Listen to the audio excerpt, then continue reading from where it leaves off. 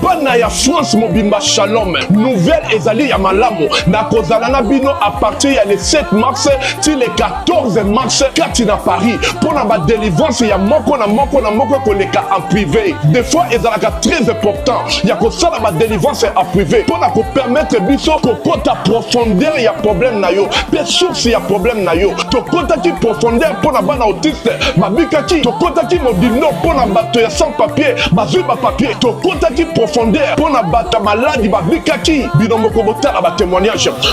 De toute façon ozana natala kango mingi na ba YouTube na ke délivrance en tout cas tout 5 sur 5 ya Moïse va vivre fara au monde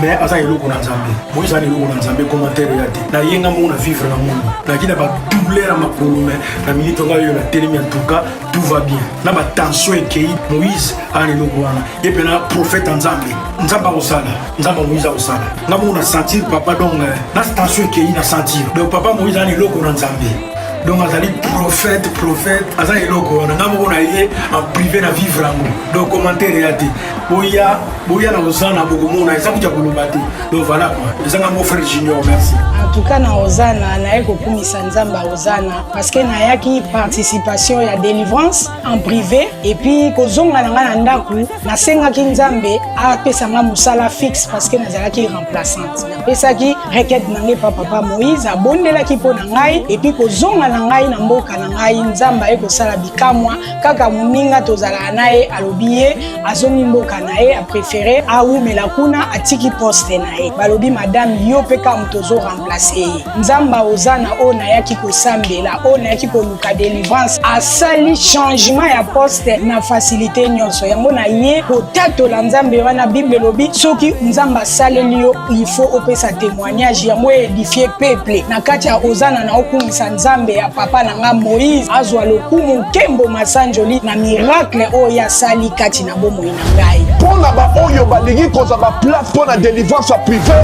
contacter mama Thérèse Matondo boya ebele mokolo wana mingi kati na bino bakobika bana ya autiste bakobika bato ya sans papier bakozwa bato ya maladi bakobika bobenga po batia bino na liste ya délivrance le 7 mars et le 14 mars nazozela bino na moto balinga mikati na nkolo munde bomoninga po ça fait 8 ans nakanga masuba te masuba ekanga te to soma na yoki posa masuba il faut que non c'est-à-dire na koko kokanga masuba te même pendant 2-3 minutes et obimaka ke bimi bala moko ebesi la mananga nyonso mais nzambe asali na leki na délivrance et pas ya papa prophète Moïse Makoma papa prophète Moïse Makoma abondeli po na ngai et le même jour à la même seconde masuba ezotanga susute nde bomo nanga bo masuba ezanga susute gloire et louange à toi Seigneur Jésus-Christ de Nazareth. Il y a